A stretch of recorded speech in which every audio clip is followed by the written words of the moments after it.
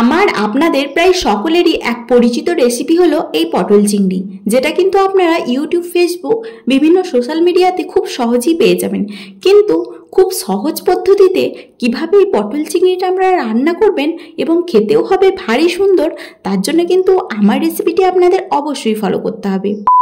আসসালামু আলাইকুম এভরিওয়ান, আমি তামান্না, আপনারা দেখছেন ফ্লাইং স্কাই চ্যানেল।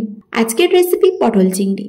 এই রেসিপিটি বানানোর জন্য প্রথমে কড়াইয়ের মধ্যে সামান্য খানিকটা সরিষার তেল দিয়ে পটলগুলোকে নুন আর হলুদ দিয়ে ভেজে নিতে হবে। এটাকে কিছুক্ষণ চাপা দিয়ে রেখে আমি ভেজে নিয়েছি, যাতে ভিতরটা একটু ভালোভাবে সিদ্ধ মতো হয়ে যায়।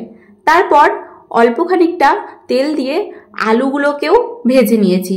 প্রত্যেকটা জিনিসকে ভেজে নেওয়ার সময় অবশ্যই অল্প অল্প করে লবণ ও হলুদ ব্যবহার করবেন, তাহলে কিন্তু জিনিসটা ভিতরে মশলাটা একদম ভিতর অবধি পৌঁছে যায়।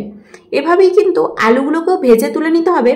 এরপর এই রেসিপির সবথেকে প্রয়োজনীয় উপাদান চিংড়ি মাছ, যেটা ছাড়া কিন্তু এই রেসিপিটি একদমই সম্ভব নয়। সেটাকেও ভালোভাবে লবণ দিয়ে ভেজে নিয়েছি।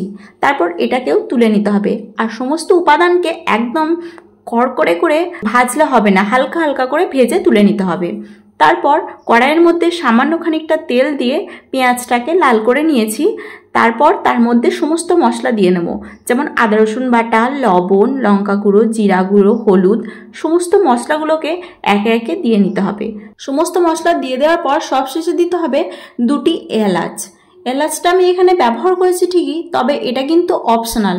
অনেকেই আছেন এলাচের গন্ধ একদমই সহ্য করেন না, তো তারা এটাকে স্কিপ করতে পারেন। সমস্ত মশলাগুলো দিয়ে পেঁয়াজটা ভালোভাবে লাল করে নেওয়ার পর যে উপাদানগুলোকে আমি ভেজে রেখেছিলাম, যেমন আলু, পটল, তার মধ্যে শুধু আলুগুলোকে দিয়ে এটাকে ভালোভাবে কষিয়ে নিতে হবে। তারপর সামান্য খানিকটা জল দিয়ে কিছুক্ষণের জন্য ঢাকা দিয়ে রেখে দিতে হবে, যাতে আলুটা ভালোভাবে সিদ্ধ হয়ে যায়। কিছুক্ষণের জন্য অবশ্যই এটা ঢাকা দিয়ে রেখে দেবেন, নাহলে কিন্তু আলুটা ভিতরে কাঁচা রয়ে যেতে পারে। কিছুক্ষণ পর যখন আলুটা সিদ্ধ হয়ে আসবে, মানে 70% মতো সিদ্ধ হয়ে আসবে, তখন ঢাকনা খুলে পটলগুলো দিয়ে দিতে হবে। আর চিংড়ি মাছটাও দিয়ে দিতে পারেন, শেষে দিতেও পারেন, কোনো ব্যাপার নেই। তো আমি এখানে চিংড়ি মাছ ও পটল দুটো একসাথে দিয়ে নিয়েছি। তারপর এটাকে ভালোভাবে আর একবার কষিয়ে নিতে হবে। এটাকে ভালোভাবে কষিয়ে নেওয়ার পর এটার মধ্যে শেষে 2টো কাঁচা লঙ্কা দিয়ে দিতে হবে। আপনারা এখানে কাঁচা লঙ্কা ছাড়াও ধনিয়া পাতা ব্যবহার করতে পারেন, তাহলে কিন্তু স্বাদটা আরও ভালো হয়। আমার কাছে যেহেতু ছিল না, তাই আমি এখানে ব্যবহার করিনি। এভাবেই কিন্তু খুব সহজে আপনারা এই দারুণ স্বাদের পটল চিংড়ির রেসিপিটি বাড়িতে বানিয়ে ফেলতে পারবেন। আর আমার চ্যানেলে যদি আপনারা নতুন হন, তাহলে কিন্তু চ্যানেলটি সাবস্ক্রাইব করতে ভুলবেন না। আর ফেসবুক থেকে দেখলে অবশ্যই পেজটি ফলো করবেন। ফিরে আসছি নতুন কোনো ভিডিও নিয়ে। ততক্ষণের জন্য ভালো থাকবেন, সুস্থ থাকবেন।